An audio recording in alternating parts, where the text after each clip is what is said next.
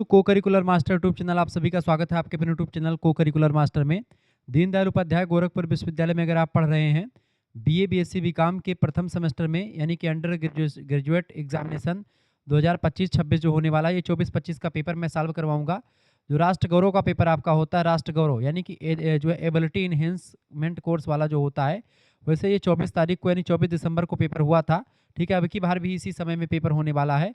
ठीक है, 2025 में 2025, 26, 27 सभी के लिए इंपॉर्टेंट होगा। इस पेपर को मैं सॉल्व करूंगा, देखते हैं कैसे क्वेश्चंस आए हैं। तो प्रथम सेमेस्टर में अगर आप हैं BA BSc BCom BSc Ag BSc home science BBA BCA सभी के लिए इंपॉर्टेंट है। ये बात ध्यान रखें, 1.5 घंटे का परीक्षा होता है, 50 नंबर का 100 नंबर का पेपर होता है, 50 क्वेश्चन आपको मिलेंगे। पूरा सेम यही पेपर आपकी बार आने वाला है।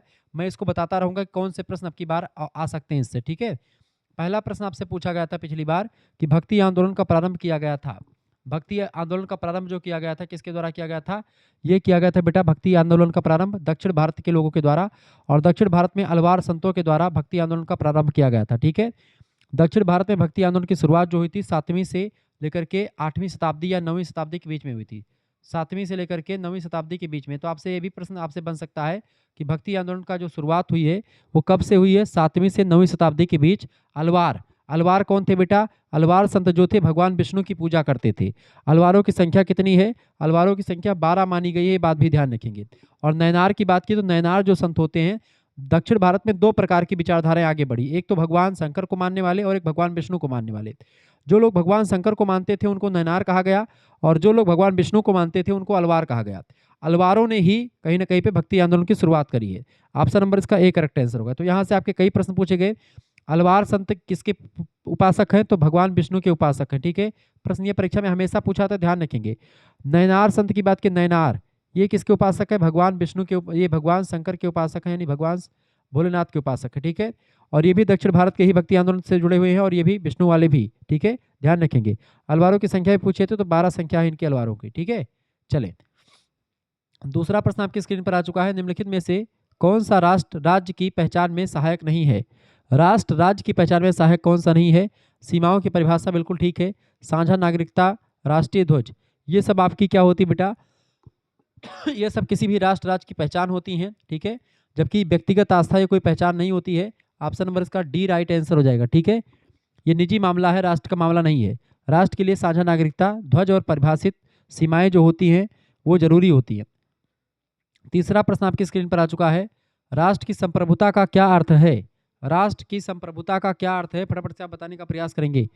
राष्ट्र की संप्रभुता का अर्थ होता है अपने स्वयं नियम या कानून बनाना। अपने स्वयं नियम या कानून बनाना, इसका मतलब ये होता है कि बाहरी ताकत या फिर कोई बाहरी सत्ता हमको आदेश ना दे। जैसे कि हमारा भारत देश है तो हम संप्रभु कंट्री है, इसका मतलब ये है कि हम हमारे आंतरिक और बाहरी मामलों में हम खुद ही निर्णय लेंगे। ठीक है, विदेश में बैठा कोई व्यक्ति, विदेशी प्रधानमंत्री हमारे देश के बारे में निर्णय नहीं लेगा। ठीक है, अगला क्वेश्चन आपका आ चुका, चौथा नंबर प्रश्न आप देखेंगे। एक राष्ट्र निर्माण के लिए कौन सा कारक सबसे महत्वपूर्ण माना जाता है? एक राष्ट्र निर्माण के लिए कौन सा कारक सबसे महत्वपूर्ण माना जाता है? तो इनमें से साझा संस्कृति सबसे इंपॉर्टेंट करेक्ट आंसर हो जाएगा। साझा संस्कृति जो होती है लोगों के बीच एकता की भावना पैदा करने के लिए हम जो है साझा इतिहास और संस्कृति सबसे मजबूत कड़ी होती है। ठीक है, इसका करेक्ट आंसर हो जाएगा ए ऑप्शन। चौथा प्रश्न आपका हो गया। पांचवा क्वेश्चन आप देखेंगे महोदय, कौटिल्य का अर्थशास्त्र मुख्य रूप से किस विषय पर केंद्रित है?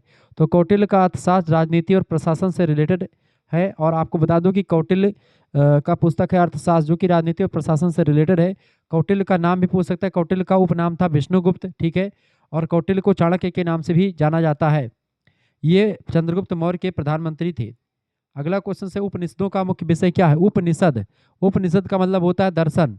उपनिषदों का मुख्य विषय फिलोसॉफी। उपनिषदों में क्या होता है? फिलोसॉफी लिखी रहती है। उपनिषदों को ही एक दूसरा नाम भी दिया था, उपनिषद को क्या बोलते हैं? वेदांत भी कहा जाता है। ठीक है, आपसे पूछेगा वेदांत, उपनिषदों को क्या और किस नाम से जानते हो? तो वेदांत को। वेदांत में होता क्या है? ब्रह्म, आत्मा और इस जगत के जो दार्शनिक रहस्य हैं उनकी व्याख्या उपनिषदों के माध्यम से करी जाती है। आगे देखते हैं, सातवां प्रश्न आपका आ चुका है। आधुनिक राष्ट्र के घटक हैं। आधुनिक राष्ट्र के घटक बेटा फटाफट से आप बताएंगे। आधुनिक राष्ट्र के घटक जनसंख्या, संप्रभुता और क्षेत्र, और इसके अलावा वहाँ की सरकार। 4 तत्व होते हैं किसी भी देश के, किसी भी राज्य के। उसमें निवास करने वाली जनसंख्या, एक निश्चित भूभाग यानी क्षेत्र, एक संप्रभुता यानी कि वो आंतरिक और बाहरी रूप से अपने निर्णय वहाँ की सरकार ही ले। और चौथा होता है सरकार। संप्रभुता सबसे इंपॉर्टेंट फैक्टर होता है किसी भी राष्ट्र के लिए, ठीक है, तत्व के रूप में। ऑप्शन नंबर इसका डी करेक्ट आंसर हो जाएगा, ठीक है। अगला प्रश्न आपकी स्क्रीन पर आ चुका है। चले, बिहू का संबंध किससे? बिहू क्या है बेटा? बिहू का संबंध असम से है। असम का एक लोक नृत्य है बिहू, और सांस्कृतिक उत्सव है, कल्चरल उत्सव है एक। बिहू जो है असम का एक लोक नृत्य है। ऑप्शन नंबर इसका बी राइट आंसर हो जाएगा। आगे देखेंगे, 9वां नंबर प्रश्न आपका आ चुका है। मैं उस प्रभु का सेवक हूँ जिसे अज्ञानी लोग मनुष्य कहते हैं, यह कथन किसका है?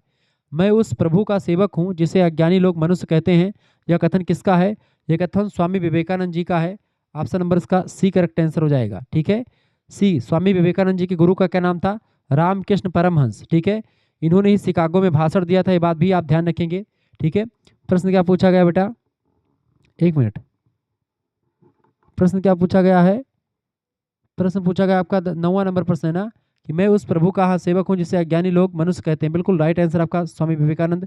स्वामी विवेकानंद जी के बचपन का नाम था नरेंद्र नाथ दत्त, ये बात आप ध्यान रखेंगे। अगला क्वेश्चन आपका आ चुका है। महावीर स्वामी जैन धर्म के प्रवर्तक हैं और महात्मा बुद्ध बौद्ध धर्म के प्रवर्तक हैं। अगला क्वेश्चन आपके स्क्रीन पर आ चुका है, फटाफट से आप देखने का प्रयास करेंगे, सभी लोग देखेंगे। वह कला जो भारतीय संस्कृति का हिस्सा रही है, वह कला जो भारतीय संस्कृति का हिस्सा रही कौन सी है? करेक्ट आंसर क्या होगा 10वें का? वह कला जो भारतीय संस्कृति का हिस्सा है। मूर्तिकला, वास्तुकला और चित्रकला, तीनों कलाएं भारतीय संस्कृति का, भारतीय कल्चर का हिस्सा रही हैं, ठीक है। और ये सांस्कृतिक धरोहर के अभिन्न अंग भी हैं। ऑप्शन नंबर डी उपरोक्त सभी करेक्ट आंसर होगा। 11 नंबर क्वेश्चन देखेंगे। आयुर्वेद का प्राचीनतम ग्रंथ, आयुर्वेद का प्राचीनतम ग्रंथ है चरक संहिता। चरक संहिता जो है आयुर्वेद का प्राचीनतम ग्रंथ है। ऑप्शन नंबर इसका बी राइट आंसर, बिल्कुल करेक्ट आंसर हो जाएगा, ठीक है। ऑप्शन नंबर इसका बी करेक्ट आंसर हो जाएगा। क्लियर। अष्टांग योग के रचयिता कौन है? पतंजलि ने अष्टांग योग को लिखा है। वेद जो है ये सबसे पुराने ग्रंथ हैं। चारों वेदों की संख्या कितनी? 4 वेद है, ऋग्वेद, यजुर्वेद, सामवेद और अथर्ववेद। वेद त्रयी में कौन सा वेद शामिल नहीं? अथर्ववेद शामिल नहीं है। आयुर्वेद अथर्ववेद से भी रिलेटेड है, ये बात ध्यान रखेंगे। अगला क्वेश्चन आपके स्क्रीन पर आ चुका है, फटाफट से आप देखने का प्रयास करेंगे। चरक संहिता आयुर्वेद का सबसे आधारभूत और प्राचीनतम ग्रंथ माना जाता है। भक्ति आंदोलन के प्रमुख संत नहीं थे। भक्ति आंदोलन के प्रमुख संत कबीरदास जी हैं, चैतन्य महाप्रभु भी जी हैं और तुलसीदास जी भी हैं। कबीरदास ये हिंदी साहित्य के ज्ञानासरी शाखा के प्रवर्तक कवि हैं। तुलसीदास राम भक्ति शाखा के प्रवर्तक कवि हैं। चैतन्य महाप्रभु ने भी भक्ति आंदोलन को लेकर के बड़ा काम किया है। लेकिन स्वामी विवेकानंद जी ने भक्ति को लेकर के काम नहीं किया है, इन्होंने युवाओं को मोटिवेट किया है, इसीलिए इनके जन्म दिवस के रूप में युवा दिवस मनाया जाता है, ठीक है। ये बात ध्यान रखेंगे। विवेकानंद आधुनिक युग के आध्यात्मिक गुरु कह सकते हैं इनको, ठीक है। युवा दिवस इन्हीं के जन्म दिवस पर मनाया जाता है। अगला क्वेश्चन, पेरियार ने किस आंदोलन की नींव रखी थी? पेरियार, पेरियार ने किस आंदोलन की नींव रखी थी बेटा? तो पेरियार की बात की जाए, इनका पूरा नाम है ई.बी. स्वामी रामास्वामी पेरियार। दक्षिण भारत में आत्मसम्मान और द्रविड़ पहचान के लिए आंदोलन चलाते हैं ये। द्रविड़ आंदोलन के लिए बेसिकली जाने जाते हैं। ऑप्शन नंबर इसका बी करेक्ट आंसर हो जाएगा, ठीक है। आर्य समाज के संस्थापक कौन है? दयानंद सरस्वती जी। दयानंद से प्रश्न पूछा जा सकता है, दयानंद सरस्वती जी आर्य समाज की संस्थापना करते हैं 1878 में मुंबई में। जबकि ब्रह्म समाज की स्थापना कौन करते हैं? 1828 में। उनका क्या नाम है? क्या नाम है भाई? ब्रह्म समाज के संस्थापक राजा राम मोहन राय। भारतीय समाज के अग्रदूत भी राजा राम मोहन राय को कहा जाता है। सती प्रथा का अंत भी उन्होंने करवाया 1829 में लॉर्ड विलियम बेंटिक के साथ मिलकर के। अगला क्वेश्चन 14 नंबर, ज्योतिबा फूले का मुख्य कार्य क्षेत्र। ज्योतिबा फूले का मुख्य कार्य क्षेत्र क्या था? महिला शिक्षा और समाज सुधार करना। महिला शिक्षा और समाज सुधार में ज्योतिबा फूले ने काफी काम किया है। ऑप्शन नंबर इसका ए करेक्ट आंसर होगा। 15 नंबर प्रश्न आपका आ चुका है। महात्मा गांधी की मुख्य रणनीति थी। महात्मा गांधी की मुख्य रणनीति इनमें से क्या थी? अहिंसक प्रतिरोध एवं सविनय अवज्ञा। बिल्कुल राइट आंसर हो जाएगा सी ऑप्शन। अहिंसक प्रतिरोध और सविनय अवज्ञा जो है महात्मा गांधी की मुख्य रणनीति थी। सत्य अहिंसा की बात करते हैं महात्मा गांधी। ट्रस्टीशिप का सिद्धांत गांधी जी ने दिया है, ये बात भी ध्यान रखेंगे। अगला क्वेश्चन 16 नंबर, संत कवियों ने वैदिक परंपराओं की आलोचना किसके प्रभाव से की? संत कवियों ने वैदिक परंपराओं की आलोचना जो है किसके प्रभाव से की थी बेटा? नाथ पंथ के प्रभाव से की थी। नाथ पंथ के प्रवर्तक कौन है? गोरखनाथ, ठीक है। गोरखनाथ जो है नाथ पंथ के प्रवर्तक हैं। आपसे पूछा जाए नाथों की संख्या कितनी है, तो नाथों की संख्या कितनी बेटा? 9 नाथ हैं, ये बात ध्यान रखेंगे। शाक्त संप्रदाय का मतलब होता है जो है शाक्त संप्रदाय मतलब होता है कि माता दुर्गा की पूजा करने वाले को शाक्त संप्रदाय कहते हैं। जैन धर्म महावीर स्वामी जो है इसके 24वें तीर्थंकर थे और इसका संस्थापना किया था किसने? ऋषभ देव इसके पहले तीर्थंकर थे। बौद्ध धर्म के संस्थापक हैं महात्मा बुद्ध जी, ठीक है, ध्यान रखेंगे। आगे देखते हैं अगला क्वेश्चन 17 नंबर प्रश्न उपनिषद हैं। उपनिषद कर्म कांड है, ज्ञान कांड है, उभय कांड है, क्या है? उपनिषद को ज्ञान कांड के नाम से जानते हैं। उपनिषद ज्ञान कांड होते हैं। वेदों को दो भागों में बांटा गया, कर्म कांड और ज्ञान कांड। कर्म कांड जो होता है उसको यज्ञ कहते हैं, जो यज्ञ करवाने वाली विधियां होती हैं उसको कर्म कांड कहते हैं। और ज्ञान कांड होता है जिनको उपनिषदों में तमाम प्रकार के रहस्यों के ऊपर पर्दाफाश किया गया है। ऑप्शन नंबर इसका बी करेक्ट आंसर हो जाएगा, ज्ञान कांड कहा जाता है। उभय कांड माने दोनों का मिला जुला रूप। अगला क्वेश्चन महाभारत विभक्त है। महाभारत की बात की है तो महाभारत जो है पर्व में विभक्त हुआ था, नहीं महाभारत पर्वों में बटा हुआ है, ठीक है। जैसे रामायण जो है कांड में बटा हुआ है। रामायण के रचयिता कौन है? महर्षि वाल्मीकि। 7 कांड में बटा हुआ है रामायण। बाल कांड, अयोध्या कांड, अरण्य कांड, किष्किंधा कांड, सुंदर कांड, लंका कांड और उत्तर कांड। ऐसे ही आपका महाभारत जो है ये पर्वों में बटा हुआ, कई पर्व में बटा हुआ है। भगवत गीता किस पर्व से संबंधित है? तो भगवत गीता भीष्म पर्व से रिलेटेड है। भीष्म पर्व, युधिष्ठिर पर्व से तमाम प्रकार के पर्व हैं। तो भीष्म पर्व जो है ये महाभारत में जो है उसमें गीता, भगवत गीता संकलित है। अगला क्वेश्चन तानसेन है। तानसेन कौन है बेटा? तानसेन की बात की तो तानसेन एक संगीतकार यानी गायक हैं। तानसेन अकबर के दरबार के नवरत्नों में से एक और महान संगीत शास्त्री थे, संगीतकार या गायक। ऑप्शन नंबर इसका करेक्ट आंसर हो जाएगा सी ऑप्शन। 20 नंबर क्वेश्चन से जायसी की रचना कौन सी है? जायसी कौन थे? प्रेम आख्यानक काव्य परंपरा के बड़े फेमस विद्वान हैं। मलिक मोहम्मद जायसी पूरा नाम है और इनकी रचना है पद्मावत। पद्मावत एक महाकाव्य है जो कि मसनबी शैली में लिखा गया है। इसमें 7 चौपाइयों के बाद में एक दोहा का प्रयोग किया गया है। ये अवधी भाषा में है, वो भी ठेठ अवधी भाषा का प्रयोग करके पद्मावत को लिखा गया है। ये बात आप ध्यान रखेंगे, ठीक है। अगला क्वेश्चन आपके स्क्रीन पर आ चुका है 21 नंबर। वल्लभ संप्रदाय के प्रवर्तक कौन है? वल्लभ संप्रदाय के प्रवर्तक हैं स्वयं वल्लभाचार्य, जो कि सूरदास जी के गुरु का नाम है इनका। सूरदास के गुरु का नाम कौन है? वल्लभाचार्य। सूरदास के गुरु जी का क्या नाम था? वल्लभाचार्य। ध्यान रखेंगे इस बात को। इनके एक पुत्र थे, वल्लभाचार्य ने ही पुष्टि मार्ग की स्थापना भी की थी, वल्लभ संप्रदाय की स्थापना भी की थी। इनके पुत्र का नाम था विट्ठलनाथ। उन्होंने अष्टछाप के कवियों का संग्रह किया था, जिसके प्रमुख कवि सूरदास जी थे। आगे देखते हैं राष्ट्रचित्ती से अभिप्राय। राष्ट्रचित्ती से क्या अभिप्राय होता है? राष्ट्रीय चेतना को ही राष्ट्रचित्ती कहते हैं। Option number B correct answer होगा। पंडित दीनदयाल उपाध्याय के अनुसार चिति किसी राष्ट्र की आत्मा या उसकी चेतना होती है, इसको राष्ट्रीय चेतना कहते हैं।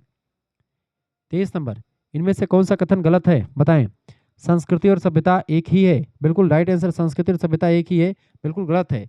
संस्कृति साध्य, सभ्यता साधन, बिल्कुल ठीक है। संस्कृति आत्मा, शरीर, सभ्यता शरीर है, बिल्कुल ठीक है।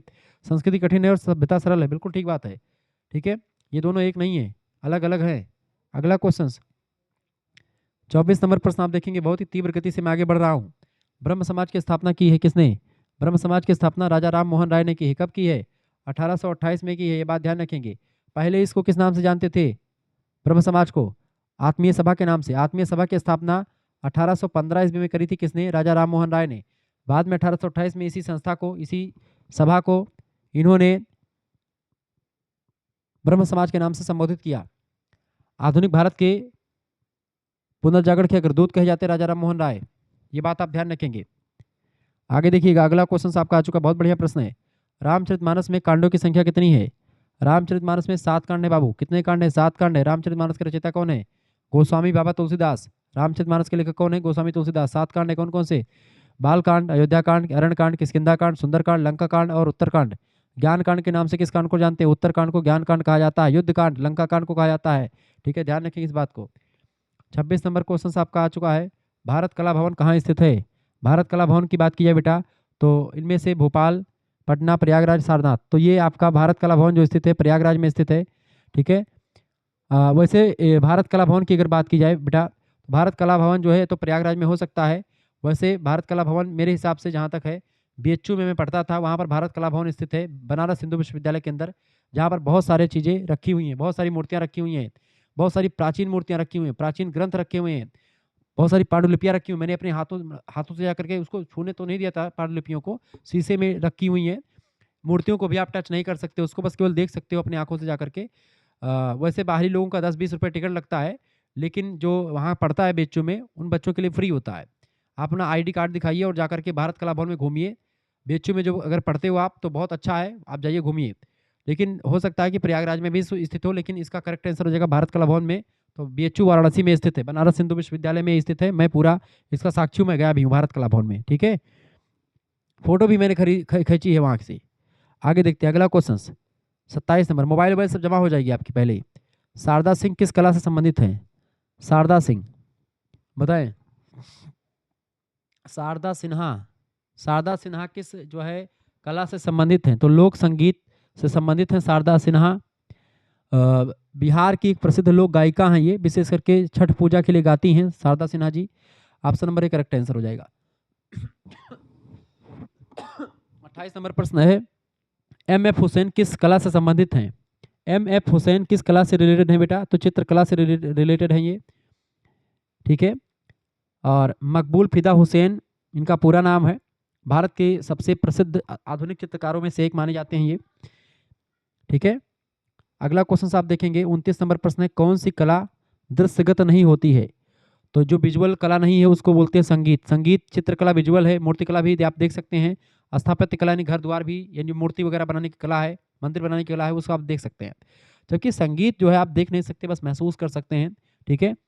संगीत को आप सुनते हैं, एक श्रव्य कला है, ये दृश्य कला नहीं होती है, सी ऑप्शन।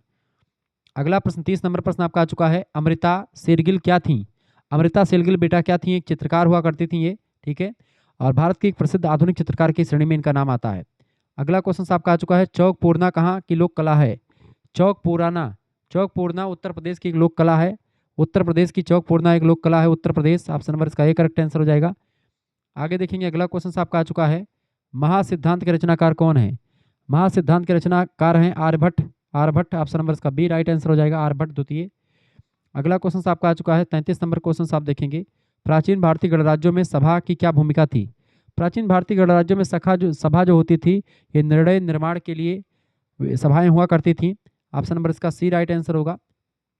34 नंबर प्रश्न आपसे बन सकता है परीक्षा में, निम्नलिखित में से कौन सा तत्व राष्ट्र राज्य की अवधारणा का मूलभूत हिस्सा नहीं है? देखिए, सुनिश्चित सीमा बिल्कुल ठीक बात है, संप्रभु सरकार और राष्ट्रीय पहचान या एक धर्म, करेक्ट आंसर हो जाएगा। एक धर्म का कोई मूलभूत हिस्सा नहीं है, बाकी तीनों है, तो ऑप्शन नंबर इसका डी ही सॉरी बी ऑप्शन इसका करेक्ट आंसर हो जाएगा। प्रश्न को ध्यान से पढ़ेंगे, सारे प्रश्न के उत्तर आपको मिल जाएंगे।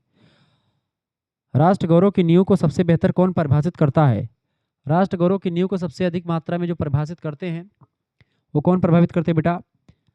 वो करते सांस्कृतिक विरासत और उपलब्धियों पर गौरव, बिल्कुल राइट आंसर आपका, सांस्कृतिक विरासत और उपलब्धियों पर गौरव पर परिभाषित करते हैं राष्ट्र गौरव को। 36 नंबर प्रश्न है, भारत में राजनीतिक व्यवस्था के मूलभूत लक्षण नहीं है। 36 नंबर, भारत में राजनीतिक व्यवस्था के मूलभूत लक्षण कौन से नहीं है? बिल्कुल करेक्ट आंसर क्या हो जाएगा इसका? यह एकीकृत शक्ति का प्रावधान करती है, बिल्कुल राइट आंसर हो जाएगा यही, लक्षण नहीं बाकी। भारत में राजनीतिक व्यवस्था एक लोकतांत्रिक गणतंत्र है, बिल्कुल। इसमें संसदात्मक रूप की सरकार भी है, सर्वोच्च सत्ता भारत की जनता में नहीं थी, बिल्कुल ठीक बात है, तीनों बिल्कुल सही है, जबकि ये गलत बात हो जाएगी, तो इसका करेक्ट आंसर हो जाएगा डी ऑप्शन। आगे देखेंगे अगला क्वेश्चन आपका आ चुका है 37 नंबर प्रश्न आप देखेंगे। 37 नंबर प्रश्न आपकी स्क्रीन पर आ चुका है, राजनीतिक लोकतंत्र तब स्थायी नहीं बन सकता जब तक कि उसके मूल्यों में सामाजिक लोकतंत्र नहीं हो सकता। यह कथन किसका है? यह कथन है बी आर अम्बेडकर साहब का। ऑप्शन नंबर इसका बी करेक्ट आंसर हो जाएगा। अगला क्वेश्चन आपका आ चुका है, संस्कृत साहित्य का प्रथम महाकाव्य, संस्कृत साहित्य का प्रथम महाकाव्य है रामायण, जिसको लिखा है महर्षि वाल्मीकि जी ने। महाभारत को लिखा कृष्णद्वैपायन वेद व्यास जी ने। रामचरितमानस को लिखा तुलसीदास जी महाराज जी ने। रघुवंश को लिखा है आदि गुरु मतलब कि आदि कवि कालिदास ने, ठीक है। रघुवंशम, अभिज्ञान शाकुंतलम, मेघदूतम में संरचना किसकी है? कालिदास की है। अगला प्रश्न है 39 नंबर, आत्मा के विषय में विचार करने वाला ग्रंथ कौन सा है? तो उपनिषद जो होता है आत्मा के विषय में विचार करने वाला ग्रंथ है उपनिषद। ऑप्शन नंबर इसका बी करेक्ट आंसर हो जाएगा। अगला क्वेश्चन आपका आ चुका, कृष्ण द्वैपायन नाम किसका है? कृष्ण द्वैपायन वेद व्यास जी का नाम है। ऑप्शन नंबर इसका डी करेक्ट आंसर हो जाएगा। वाल्मीकि जी का नाम, वाल्मीकि जी जो हैं, वाल्मीकि की बात की तो इन्होंने रामायण लिखा है संस्कृत भाषा में, तुलसीदास जी रामचरितमानस लिखते हैं, ठीक है। तुलसीदास जी के बचपन का क्या नाम था? राम बोला नाम था, ठीक है।